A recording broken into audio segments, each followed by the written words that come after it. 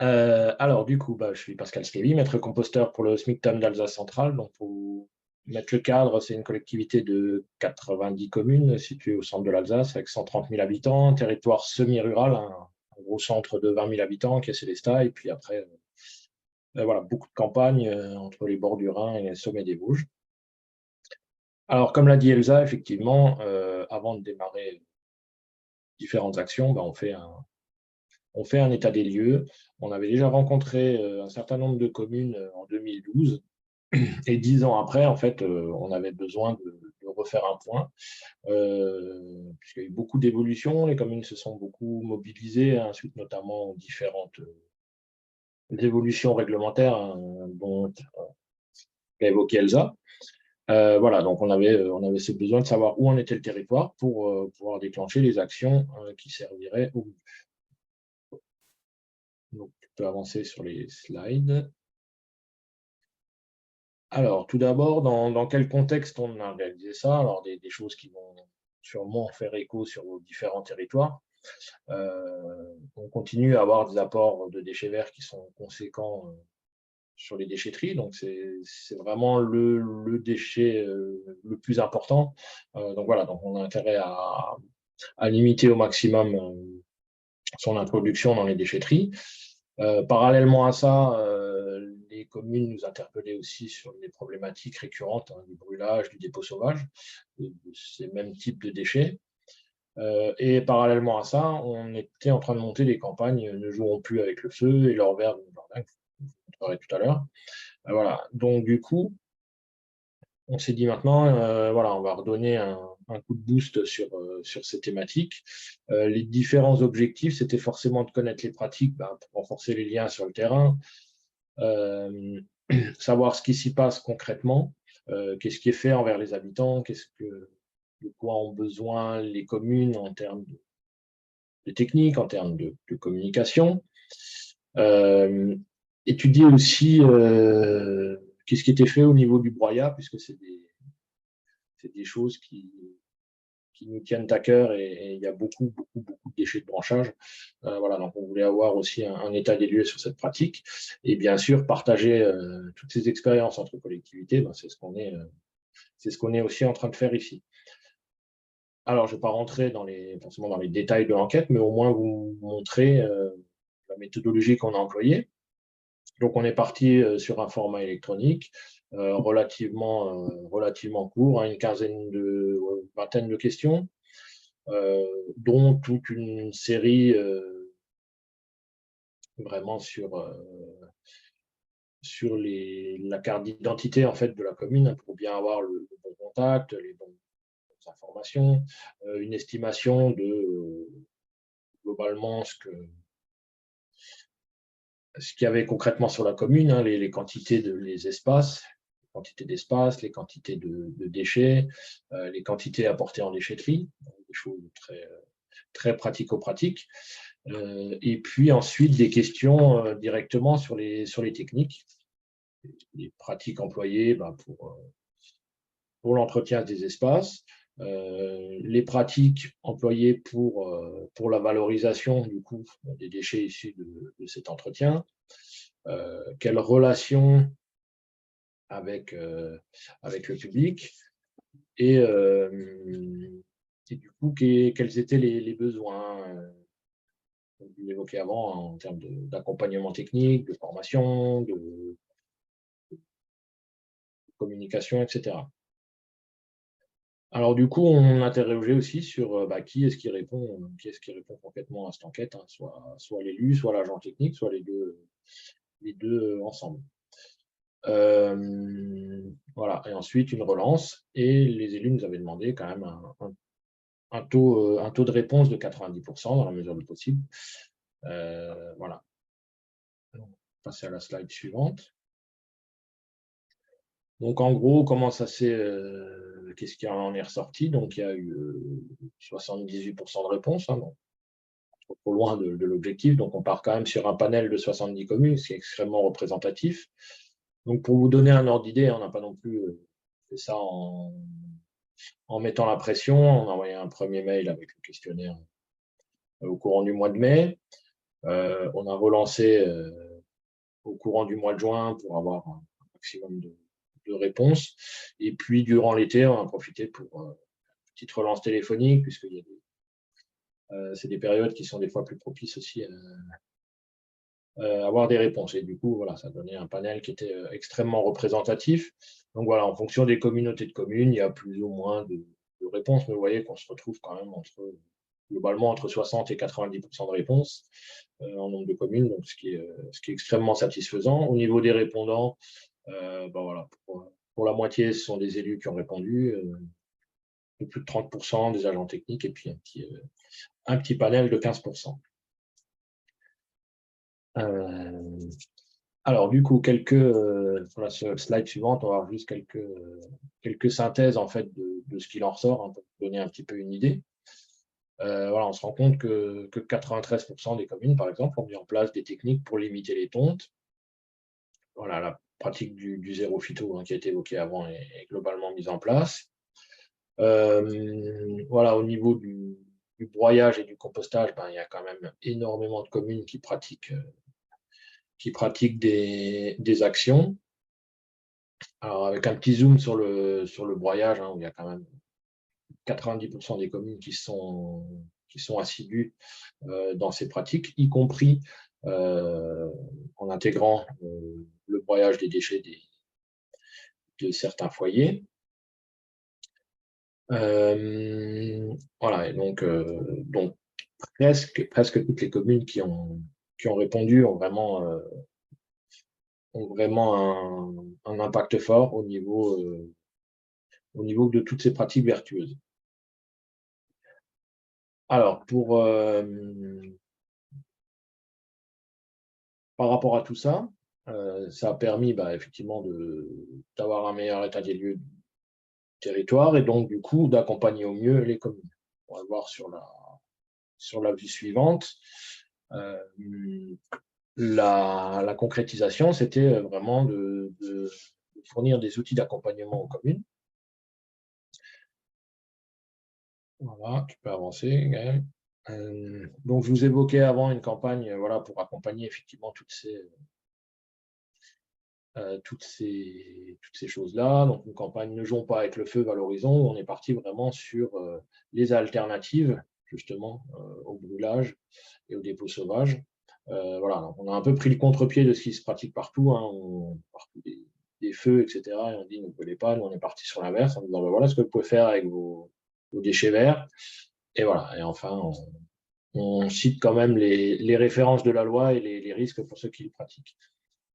Sur la slide suivante, une autre source qu'on a créée, hein, donc c'est un panneau qu'on installe dans les communes ou sur certains sites remarquables, en fait, globalement pour montrer un exemple de gestion des différents déchets d'entretien. Donc là, ça s'adresse plus au public, mais c'est des techniques que les communes emploient aussi, et de plus en plus pour agrémenter leurs espaces verts. Donc voilà, donc ça donne les différentes techniques, et ça permet aussi de montrer à la population que c'est pas forcément très compliqué. Du coup, je lisais une question au passage par rapport aux différentes questions, aux différents questionnaires. Il est en lien dans le PowerPoint, donc vous aurez accès aux questions précises du questionnaire. Voilà, donc ça, ce sont les campagnes qu'on a relayées auprès des communes.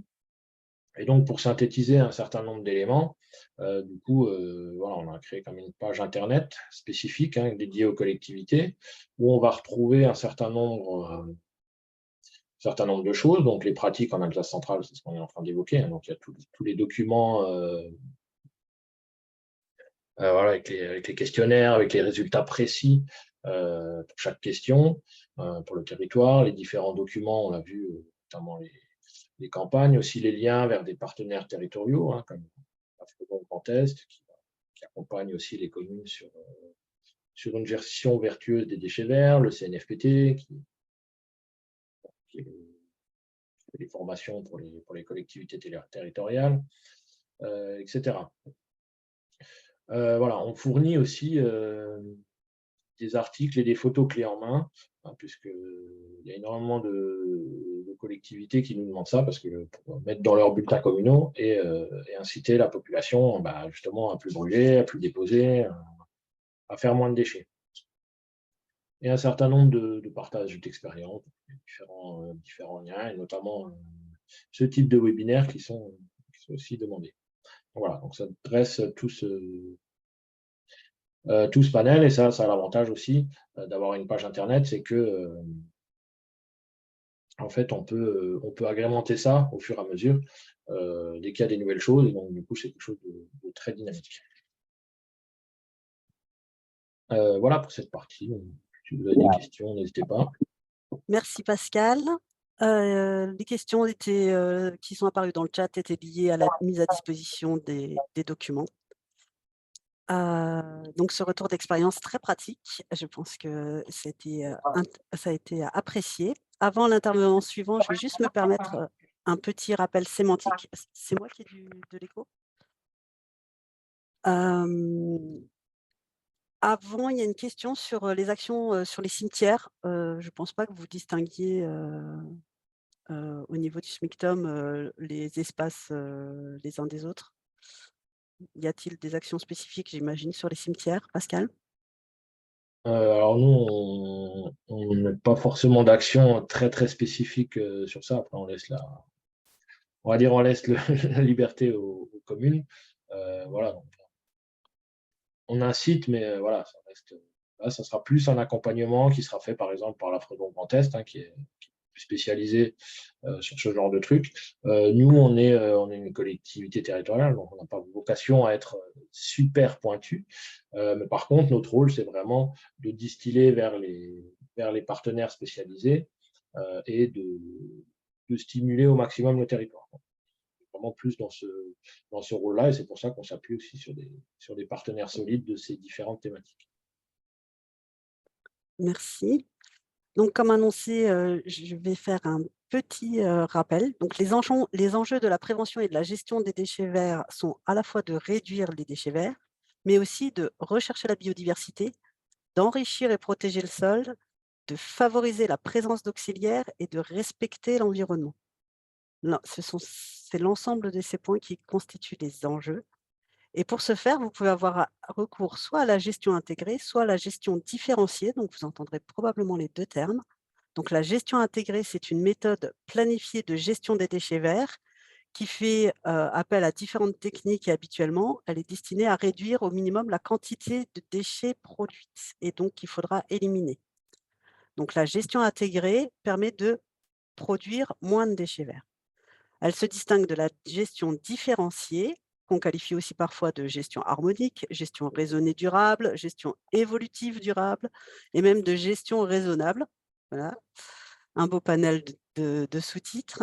La gestion différenciée est une façon de gérer les espaces verts en milieu urbain ou rural qui consiste à ne pas appliquer à tous les espaces la même intensité ni la même nature de soins. Et cette gestion différenciée permet de favoriser la biodiversité. Mais nous allons avoir un exemple de gestion différenciée avec l'intervention de Monsieur Villeman, à qui je vais laisser la parole. Oui, bonjour à tout le monde. Merci pour l'invitation à ce webinaire. Juste me présenter de manière assez rapide quand même. Donc, je suis le maire de la commune de Sermensheim. On se situe au plein cœur de l'Alsace, donc quasiment à la même distance entre Strasbourg et Colmar, qui sont souvent les villes les plus citées.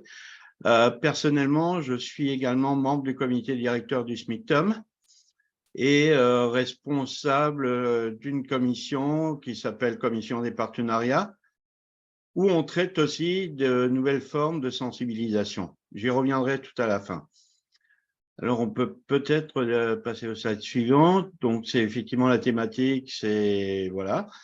Alors, notre définition de la gestion différenciée des espaces verts, c'est qu'effectivement, chaque milieu que nous avons dans notre commune, chaque espace vert est traité de manière différente, avec toujours comme objectif, je dirais, relativement fil rouge, de favoriser l'émergence de la biodiversité des espaces que l'on crée ou que l'on traite avec des tontes qui ne se feront plus de manière régulière, plus toutes les semaines. Je dirais qu'on met en avant plutôt le côté biodiversité que le côté, je dirais, belle présentation.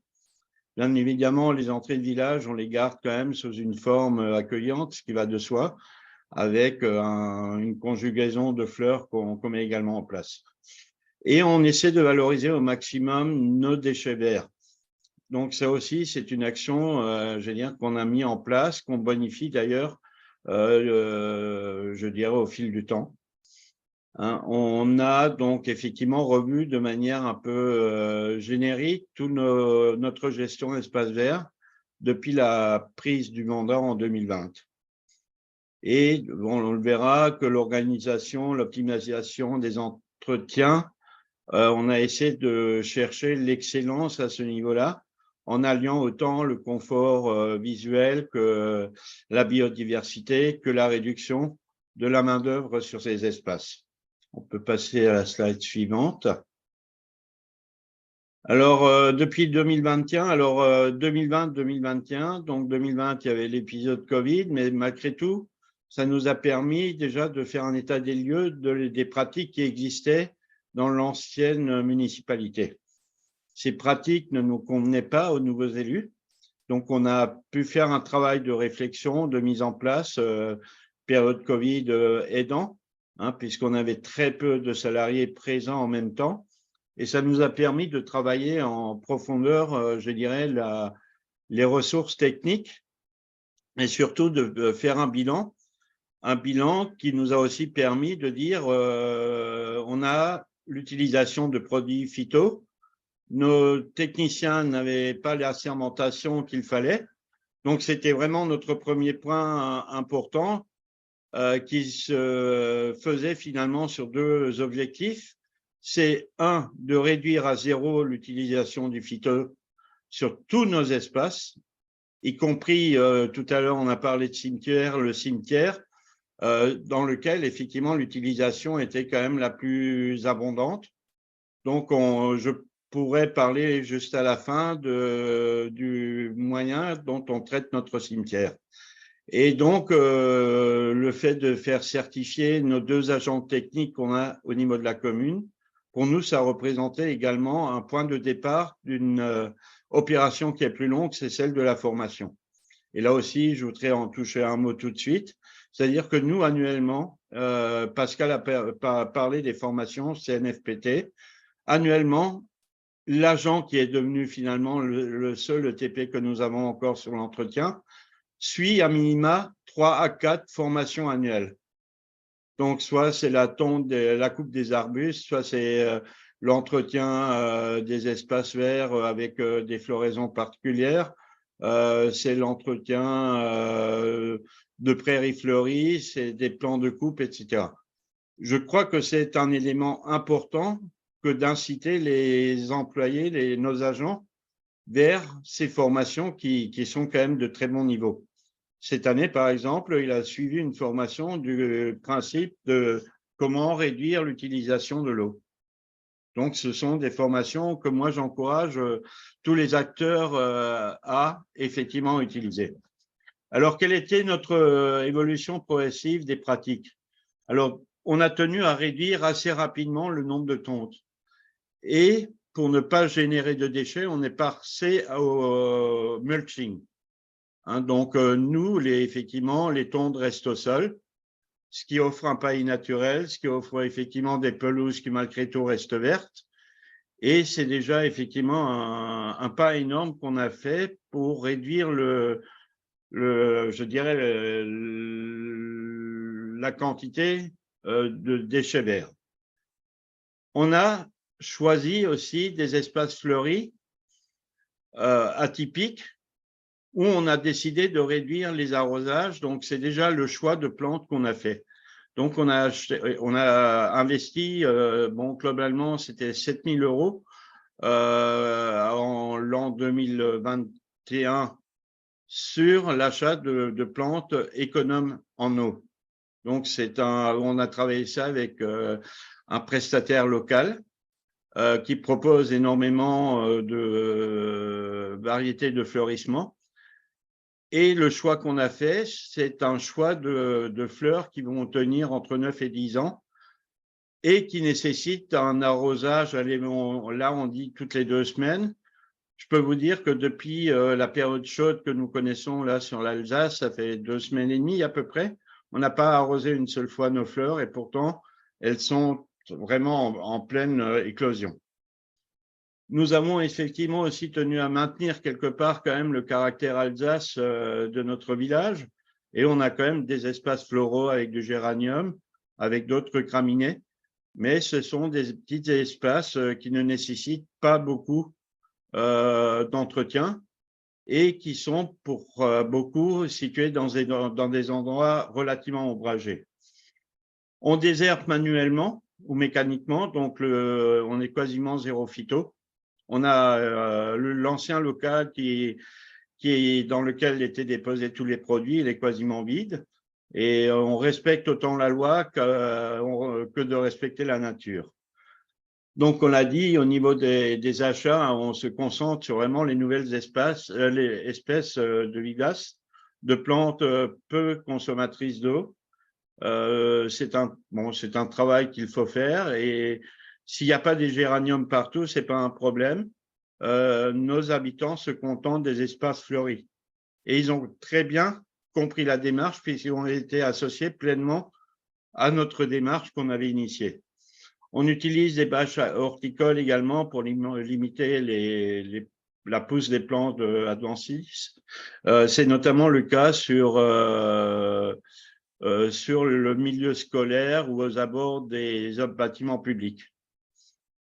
Et donc après, on a surtout, je dirais, l'utilisation d'un produit qu'on génère nous-mêmes, qu'on réutilise sur tous nos espaces verts, c'est-à-dire le broyat.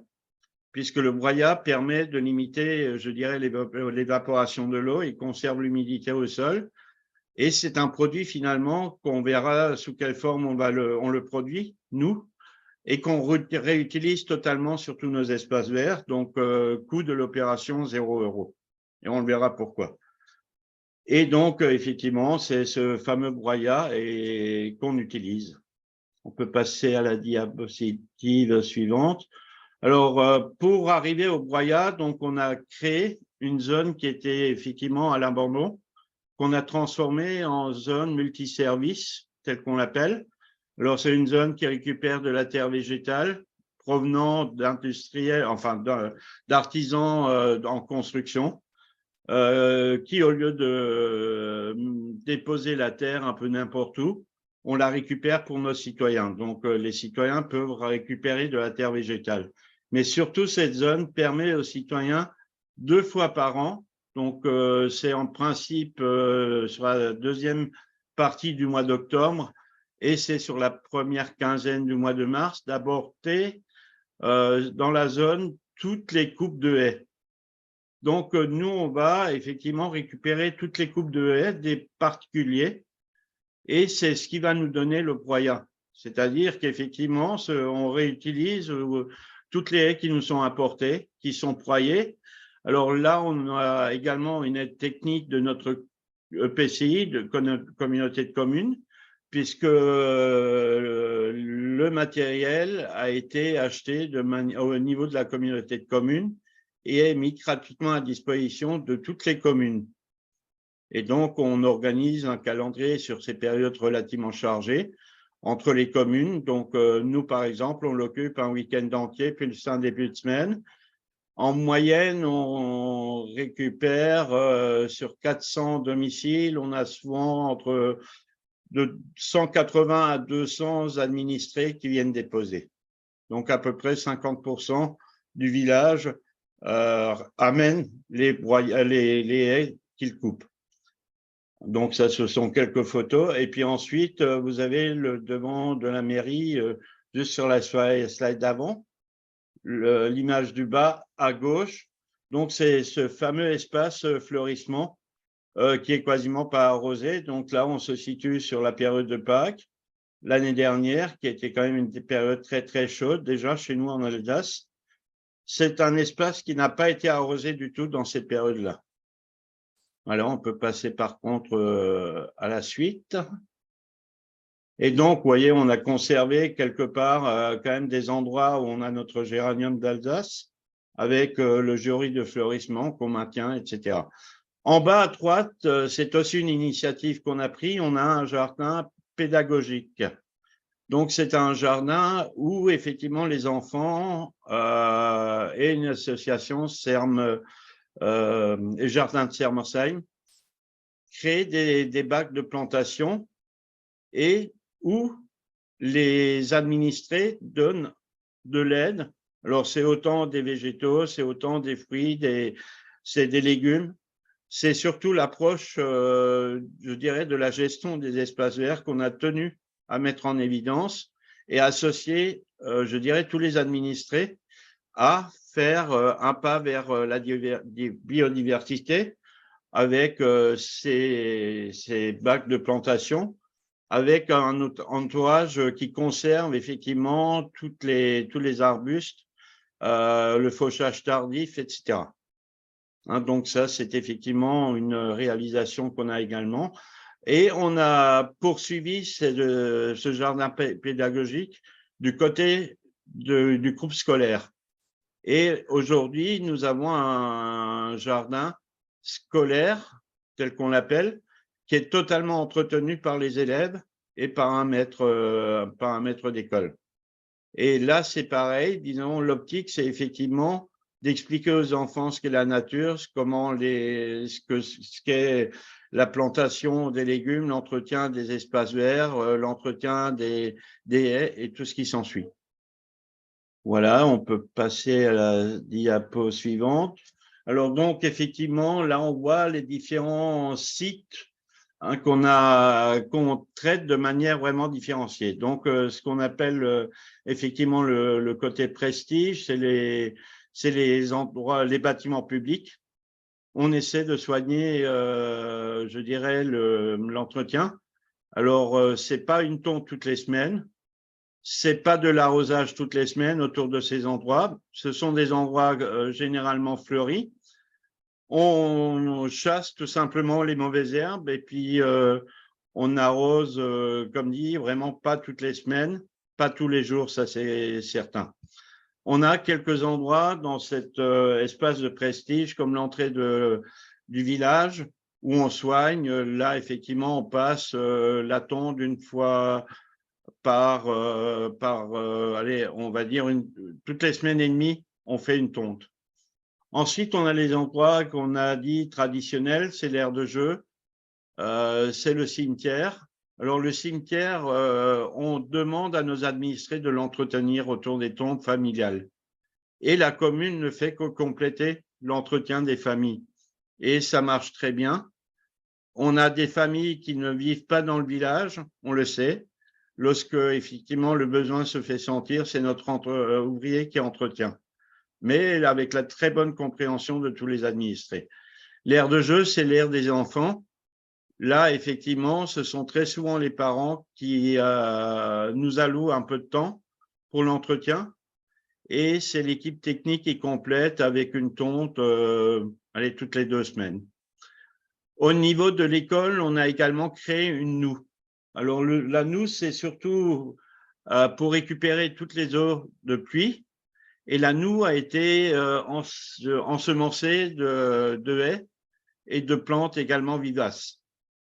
Donc, effectivement, c'est une récupération d'eau qui est faite dans la noue, qui permet aussi d'éviter d'optimiser la gestion des eaux pluviales sur une cour d'école qui est quand même assez spacieuse. On est sur ensuite plutôt les zones naturelles qu'on tient à garder en naturel. On a quelques zones humides, on a les bords de route et on a effectivement ces endroits-là, on le laisse en fauchage tardif. C'est-à-dire qu'on a maximum tout autour du village, sur les petites sur les petites routes qui desservent le village, en dehors des entrées de communes, on pratique le fauchage tardif. Le premier a été fait. la semaine dernière, puisqu'on a quand même effectivement je dirais, une poussée d'herbe qui était quand même de quelques 60 cm. Donc, on a procédé au fauchage. Le prochain fauchage n'aura lieu qu'à la sortie de l'été. Ensuite, on a notre complexe sportif. Alors là, c'est différent. Hein, c'est du sport de compétition. Donc, c'est deux terrains de foot et demi qui sont tendus toutes les semaines par l'équipe de l'association sportive. Et donc, on a également complété tout le dispositif par quelques jardinières qui sont notamment sur la réutilisation d'anciennes charrettes, etc., qu'on a tenu à mettre en valeur, ou d'anciennes barques à fond plat, qu'on a tenu à mettre en valeur avec, je dirais, une plantation de fleurs. Alors, je ne sais plus s'il y a encore une slide derrière. Voilà, donc les actions, oui, c'est vrai que tout ça, je dirais, tout ce plan de différenciation des espaces verts est corroboré par des opérations. Alors, on a l'opération broyage que j'ai dit, c'est 1 ou 2 samedis par an en mars, en octobre. Là, on est plutôt sur un cycle de 2 semaines, donc 2 week-ends complets ouverts. Et on utilise donc la partie de broyat, voire tout le broyat, pour l'aménagement des espaces verts, pour réduire justement l'évaporation des eaux du sol, pour faire en sorte que l'humidité reste près des espaces. On a l'opération sapin de Noël, donc là aussi, c'est généralement le second week-end du mois de janvier. On invite les administrés à venir déposer leur sapin de Noël sur l'aire multiservice. L'année dernière, c'était donc en 2023, ou plutôt en début d'année, on a récupéré 80 sapins de Noël qui ne vont pas sur le site de la déchetterie, qui surtout sont broyés, et donc on utilise ce broyat sapin de Noël de manière encore différente que le broyat des haies. On a aussi réalisé des hôtels à insectes, donc c'est la composition qu'on a fait nous-mêmes. Donc actuellement, on a 50 hôtels à insectes qui sont répartis un peu dans tout le village, près de l'église, près de la zone de loisirs. On en a un dans la cour du groupe scolaire, et on en a également sur le jardin pédagogique qu'on a vu tout à l'heure. Et donc, il y a ce fameux jardin pédagogique qui aujourd'hui, effectivement, encore animé de manière beaucoup plus conséquente, puisqu'on a commencé à y mettre des espaces de pique-nique où les familles peuvent, à loisir, aller sur la période estivale et être au plus proche de la nature avec le projet qui est en cours, c'est la réactivation de ruchers sur cet espace. Voilà, et je crois que là, par contre, oui, donc les résultats. Donc, on a, en ce qui concerne les agents, on avait 2 agents qui travaillaient presque à temps complet sur la saison estivale, hein, celle qui nécessite le plus d'intervention espace vert. Ben, on a pu réduire quasiment à 1 agent sur cette période, sachant que l'agent fait tout. Il gère les tontes, il gère le fleurissement, il gère l'arrosage, mais il ne fait pas que ça. Il fait également tout ce qui est propreté, et il travaille sur les nouveaux décors de la saison, soit automnale, soit celle du printemps à venir. Donc, c'est un gain d'un agent qu'on a pu faire, qu'on a pu réaliser. Et le deuxième agent, qui était encore pas mal pris sur tout ce qui était entretien espace vert, ben aujourd'hui, il ne fait plus que son rôle de responsable technique, et il n'intervient que sur la technique durant toute cette période d'entretien. Donc, effectivement, l'achat des fleurs était de l'ordre de 2 000 €. Donc, on l'a multiplié sur 3 années. Donc, on est à peu près à 7 000 € d'investissement. Hein, pour les fleurs où on consomme quasiment très peu d'eau, voire peu d'eau ou pas d'eau. On n'a plus aucun produit phyto qui n'est acheté. Hein, on a vraiment du traitement sans phyto. Et on a aussi, par voie de fait, comme on a fait un choix floral, on a pu réduire de manière assez conséquente la consommation d'eau. Voilà. Je crois qu'effectivement, c'était tout pour ma partie. Merci, Monsieur Villeman. Vous avez, on peut laisser la petite synthèse en fait que je m'étais permise de faire pendant les questions. La première question qui vous a été posée, c'était à savoir si les associations sportives disposaient de leur propre matériel ou si c'était la commune qui mettait à disposition le matériel pour entretenir les équipements Du terrain. sportifs, les Non, terrains. donc c'est du matériel association, c'est eux qui ont leur matériel.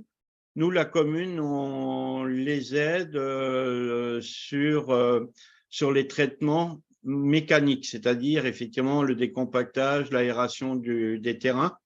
Donc ça, c'est pris en charge par la commune avec un prestataire extérieur. Par contre, tout l'entretien est réalisé par les personnes de l'association sportive. Merci.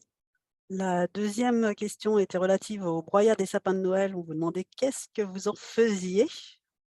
Alors, les broyats sapins de Noël sont notamment utilisés du côté du stade de football, hein, où on a plutôt je dirais, des plantes qui ne souffrent pas je dirais, de la qualité du broyat. Hein, dans le broyat, il faut être très prudent, hein, puisque le broyat d'un sapin de Noël, c'est pas le broyat d'une haie classique. Le broyat d'une haie classique peut être utilisé sur les espaces fleuris sans problème, je dirais, sans facteur discriminant, ce qui ne l'est pas forcément avec le broyat sapin de Noël, qui est un peu plus acide quand même. Hein. Merci. Ensuite, il y avait à propos de la tonte mulching, faut-il une tonte spéciale pour ne pas faire de pelote de tonte ou simplement rehausser la lame au maximum? Non, alors nous, c'est les couteaux qu'on a remplacés. Hein, donc, c'est la tondeuse classique avec des couteaux spécifiques mulching. Bon, on a les deux jeux de couteaux naturellement, mais bon, la tondeuse est quasiment équipée qu'en mulching. D'accord. Et enfin, pour le fonctionnement pérenne du jardin, y a-t-il des moyens financiers qui lui sont alloués? Non, non, non, non, non. Je dirais, c'est les administrés qui viennent, qui viennent souvent avec des plantes. C'est l'association qui fait les semis, qui récupère, je dirais, le produit qu'elle a fait grandir, quoi. Donc Encore aujourd'hui, je dirais, la seule dépense qu'on a sur le jardin, c'est l'entretien des bâtiments. Et bon, après, c'est l'équipe technique. Là, c'est pareil, on est en fauchage tardif sur cet espace pour une grande partie, sauf autour du bac. Et là, c'est l'équipe technique qui va une fois toutes les 3 semaines à peu près pour juste faire un peu de nettoyage pour que les enfants puissent y accéder de manière relativement sécurisée. d'accord. Et puis la dernière, je vous propose que ce soit la dernière, on reprendra éventuellement à la fin, s'il reste des questions, parce qu'il va falloir qu'on avance, sinon on va se faire déborder. La dernière, c'est: avez-vous rencontré, des problèmes pour cette mise en place et si oui, lesquels? Non, aucun problème, puisqu'on a tenu à associer la population, je dirais, au choix qui a été fait. Donc, on leur a dit que les mauvaises herbes qui poussent dans la rue, ça peut être acceptable. Donc, c'est une acceptation qu'ils ont fait également de ce principe-là, sachant qu'elles vont pas grandir indéfiniment. À un moment donné, effectivement, on les retire. Mais c'est aussi, je dirais, l'éducation qu'on fait aux enfants.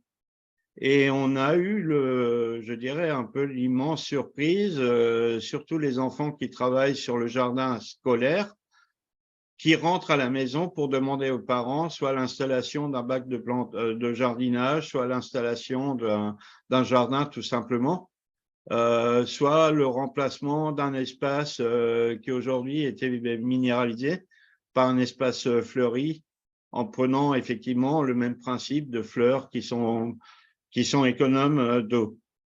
Donc, finalement, c'est l'éducation, je dirais, des adultes se fait quasiment par la jeunesse.